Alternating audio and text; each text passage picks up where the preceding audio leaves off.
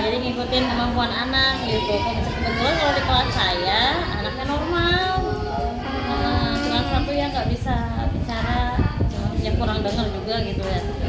Jadi dia kemampuan akademiknya kurang, dia baru bisa nyalin, menebalkan, nyalin juga itu masih acak-acakan gitu ya, tulisannya besar-besar. Kalau yang 3 ini mah normal, soalnya pindah dari SD. Iya, jadi di SD-nya tidak bisa mengikuti. Nah sekarang solusinya kayak gitu ya, tidak mau pusing gitu. Jadi diarahkan ke SLB. Ini juga ini nih, dari SD umum kan ini juga. Ini 3 anak ini nih. SMP ya buat Sekarang SMP kelas 8. Kalau ini kebetulan murid titipan murid ini di kelas berapa kamu, kelas 6 ya? Kelas 6 kalau ini. Soalnya di sana dia nggak bisa ngikutin, berat di sana ya, ada yang autis juga kan. Jadi nggak bisa, ya nggak efektif belajarnya gitu. Ya kebutuhan orang tuanya juga kan. Jadi pengen belajar ke akademiknya gitu. Kalau di sana lebih banyak bermain, nyanyi. Biasanya kalau ngadepin anak yang kayak tadi yang autis gitu gimana sih Bu? biasanya kayak seperti Kalau saya sebenarnya belum pernah ya megang saya sendiri gitu, belum pernah megang anak autis. Pernah dulu, cuman kalau dia udah tantrum ya udah nggak bisa dipaksakan, nggak bisa kita harus duduk atau gimana, nggak bisa. Kita liatin maunya dia gimana gitu, soalnya kalau kayak gitu nggak bisa ditangani ya. Tantrum gitu kan nggak ada solusinya gitu. Lama-lama kan kalau kita diamin aja gitu dan dia mendamping, maka sampai dia ngamuk-ngamuk, kita kenapa nih anakmu ya? Ternyata kan BAB dia nggak bisa mengucapkan kan. Ternyata BAB, jadi kita harus ya lebih paham anaknya lah, karakter anaknya gitu, gerak-gerik anak tersebut ya. Ada dulu namanya Diva, malah sampai sekarang dipegang sama guru lain masih nyebut-nyebut nama saya gitu. Bu Yani tiap ketemu ya. Hah? Kunci gambar? Kamar mandi. Oh, sok. Ya, sampai sekarang juga dipegang sama Mas Sofian, dia kebetulan kelas 12. Kayak gitu masih nyebutin, karena dia kalau misalnya anak autis itu kan kalau udah kenal satu orang, udah gitu aja, yang lain mah dia cuek gitu, kayak cocok-cocokan gitu anak autisnya. Terus apa lagi ya? Susah kalau misalnya kita tahan-tahan juga anak kampung ya. Nggak mungkin, ya nggak bisa ini lah, namanya juga anak-anak. Kalau biasanya anak lagi tantrum tuh bisa ngenain ke fisik kitanya nggak sih Bu?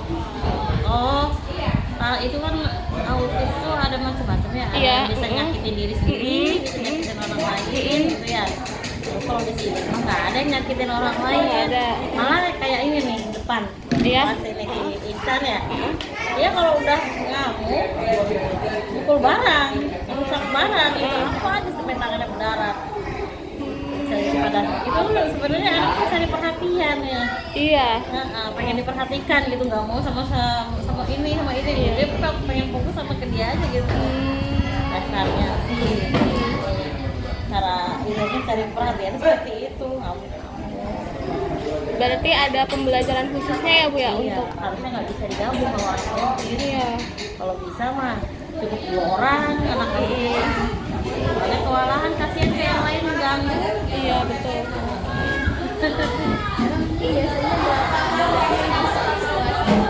Harusnya kalau SLB itu nggak boleh lebih dari 5. Harusnya 5 orang, karena kebetulan ada yang kurang guru.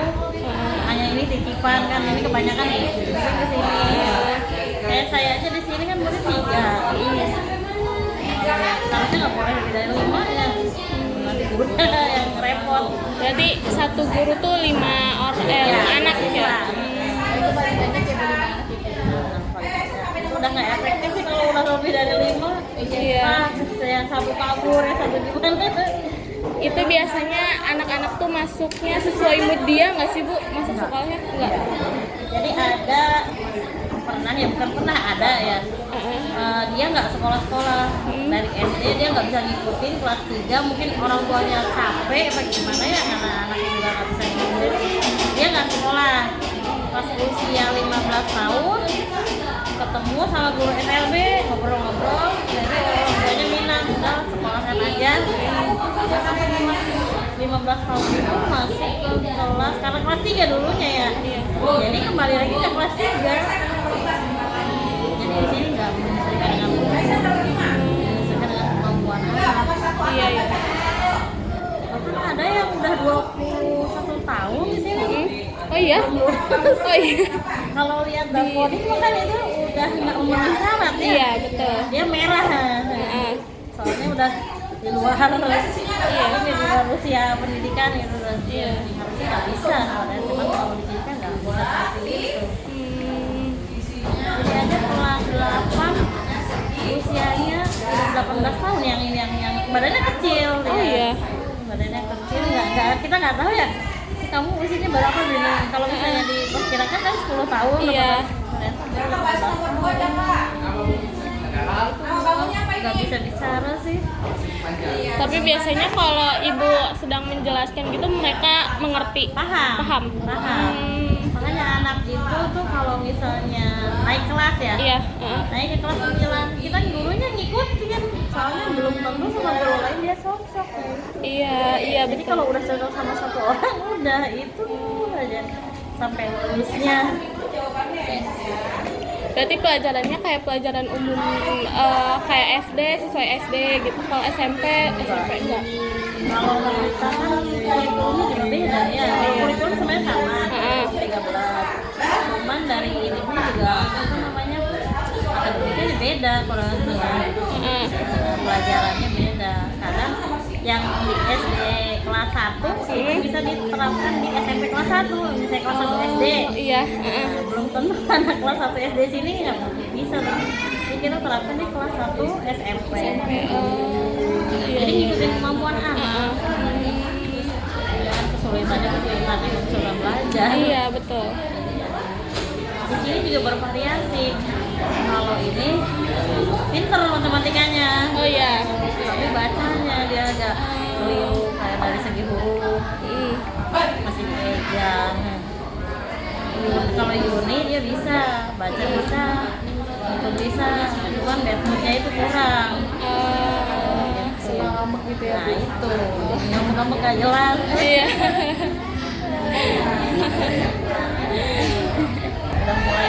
udah mulai puber.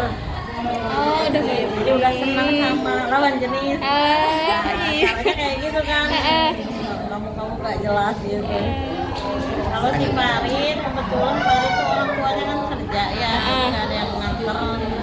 Dia pintar baca, cuma nggak pintar ngitung. Beda-beda.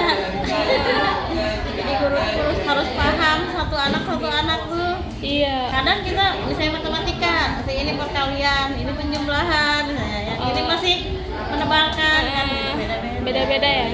Sesuai dengan kemampuan. Suka kayak ngerasa pusing nggak sih, Bu? Ya sih gimana ya, dari hati ya kita Iya. merasa enjoy gitu. Iya, betul. Ya kalau udah biasa mah kita udah paham anak satu-satunya ya enggak sih.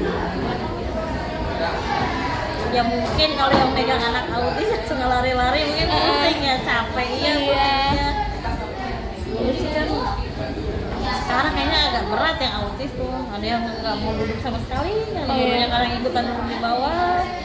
Biasanya cara biar dia mau nurut sama kita tuh gimana sih, Bu? Ada nggak sih, Bu, cara-caranya? Misal kayak dikasih apa gitu?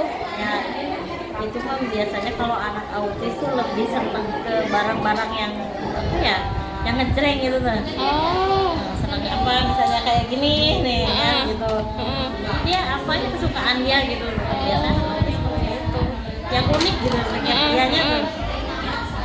Bisa diantarkan ya. Tapi kalau misalkan ada anak yang nggak mau diem gitu, sama ibunya dibiarin aja dulu sampai dia lelah gitu, biar dia fokus. apa kayak ibunya merayu gitu? Ya awal sih kita dirayu dulu ya, anak maunya gimana. Ternyata kalau misalnya bebas ya udah nggak bisa diajak ngobrol, anak udah nggak fokus ke kita, udah nggak mau lihat lah, udah nggak mau denger, ya udah kita diamin aja dulu. Kadang ini mah biasanya kalau misalnya orang tua yang suka nganter loh, nggak mau ditinggal orang tuanya. Nah itu anak yang suka udah mah nggak apa-apa tinggal aja. Nanti lama-lama deh berapa menit anak biasa lagi. Karena ngeliat temennya mungkin. Ya, tetap sih kalau guru mah dibujuk dulu. Iya. Dirayu. Apalagi ya? Susah gak sih Bu kalau misalnya udah kayak gitu? Kalau misalnya udah pada kayak apa sih namanya? Ada pikir tanya. Gimana? Berarti kalau misalnya apalagi ada yang gejala autis berarti harus masukin ke sekolah yang sekolah yang khusus gitu, gak kayak kan biasanya ada orang tua tuh yang misalnya anak-anaknya udah memiliki gejala autis tapi tetap dimasukin ke sekolah yang umum gitu, ke sekolah khusus. Ada itu tuh kan, makanya di sini tuh sebelum masuk ke SLB itu kan kita ada asesmen. Nah, kemampuan anaknya seperti apa. Terus kita juga harus ada rekomendasi dari psikolog. IQ-nya berapa. Kalau berat mungkin kita juga nggak bisa menerima ya. Karena kan barangkali kasihan juga ke anaknya, nggak bisa ngikutin, nggak bisa gimana kan gitu. Jadi ya nggak mau gitu. Harus di psikolog itu wajib. Jadi untuk penempatan juga sih. Kalau misalnya ya berat-berat begitu udah Jadi kalau misalnya ada kayak berat itu langsung ke orang tua gitu ya, yang lebih berwenang gitu ya. Jadi kita solusinya mungkin untuk terapi ya. Kita lihat IQ-nya seperti apa, anaknya juga kalau misalnya di asesmen itu nggak bisa mengikuti atau bisa nggak ditanya nggak bisa jawab apa gimana. Ternyata dia aktif sendiri, emang berat lah kasusnya. Kalau bisa berat ya udah, ya nggak mau ya anak harus terapi dulu. Nah, di sini kita cuman ya orang tuanya mungkin yang kembali lagi ke orang tua ya kewalahan gitu kan. Kalau di sini kan guru cuma pas jam mengajar istirahat kan kita serahkan lagi ke orang tua. Kalau misalnya masuk kita ini lagi, terus kalau misalnya waktunya pulang kan kita udah lepas juga kan gitu. Jadi ya kalau istirahat orang tua pegang, yang mungkin kebanyakan orang tua merasa keberatan, sampai saya gitu kan orang tua banyak kan ngeluh. Terkadang mereka juga anak di sekolah kan di sini mas ya, anak orangnya bisa istirahat juga gitu kan, nitip gitu misalnya tuh. Nah kalau di sini kan nggak ada ini biaya kan, gratis, kalau pendaftaran aja, jadi meringankan orang tua. Di sini ada Bu ya kayak gitu ya dari sama sekolah ini. Ada faktornya banyak, kayak itu kayak tadi IQ-nya kurang atau saya berat ya, terus kurang umur kan, ada yang 5 tahun, kita kan nggak bisa nerima anak 5 tahun, harusnya 7 tahun. Oh 7. Soalnya kan untuk pedagogiknya juga kan ya, masuk untuk bantuan bosnya gitu, memenuhi apa enggak gitu. Jadi ada kriteria gitu. Cuman kalau misalnya yang tadi bilang usia 15 atau 11 bisa masuk. Berarti yang sekolah di SMP ini minimal IQ-nya berapa yang bisa dia diterima masuk sekolah? Biasanya sih di bawah 90 ya. HDS terutama kalau ini kan emang spesialnya kan ini apa namanya C Grahita, lebih ke anak Down syndrome ya. Soalnya kenapa kayak gitu tuh diadakan asesmen tuh barangkali emang ini anak kesulitannya di wicara atau tunarungu atau seperti apa gitu ya. Biasanya kan kita alihkan. Kita kan kebetulan 2 sekolah nih. Di sini Tunagrahita, yang di Wahidin tunarungu. Jadi kita dialihkan ke tunarungunya gitu. Berarti kalau misalnya yang di tunarungu itu diajarin kayak gitu ya? Kalau itu normal. kondisinya gitu loh yang kebetulan kalau di SLB negeri ya mungkin ini kalau misalnya gurunya ada ya di sini gurunya ada yang spesialis tunarungu sebenarnya bisa menerima atau tunanetra dulu ada tunanetra kebetulan udah pindah ke SLB negeri kita menerima itu anak dari apa ya kasus low vision gitu jadi dia nggak kelihatan dia jalan-jalan biasa cuma nggak kelihatan gitu. Berarti di sini tuh kayak cuma belajar doang ya, Bu? Di sini mah ya kesulitan belajar lebih ke intelijen sih. Biasanya tuh pembelajarannya tuh sampai berapa jam? Kita mulai setengah 8 masuk 8 ya, jam 9 istirahat. Nanti kalau anak kecil yang kelas kecil maksudnya yang SD kelas 1 sampai kelas 6 itu sampai jam 10 jam 9 masuk pagi, setengah 10 masuk ya setengah 10 masuk, jam 10 pulang. Kalau yang gede yang SMP SMA setengah 10-nya masuk jam setengah 11 nanti istirahat kedua istirahat kedua setelah istirahat nanti ada pembelajaran di aula bareng-bareng pembelajaran di aula ada sholat berjamaah sholat zuhur di sholat kita pulang kayak anak kayak gini mah cepet bosen iya ini juga misalnya baru belajar sejam udah gelisah tapi terkadang anak gini padahal nggak ngerti jam tapi dia tahu bu istirahat iya karena feelingnya udah gelisah mau ke kamar mandi ya udah bosen jadi kalau lama-lama ya cuma ya iya nggak dipaksakan juga yang ada nanti tantrum. Terus biasanya kalau belajar barengan di aula itu ngapain aja tuh, Bu? Biasanya kalau di aula tuh kayak sholat, belajar bahasa Inggris. Kita bagi-bagi sih ada jadwalnya. Gurunya juga dibagi-bagi juga. Itu setiap hari? Iya, setiap hari. Kecuali hari Jumat. Kalau hari Jumat kita jam 10 udah pulang. Oh iya. Jam apa? Iya betul.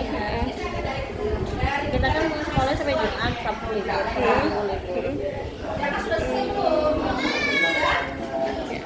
Jadi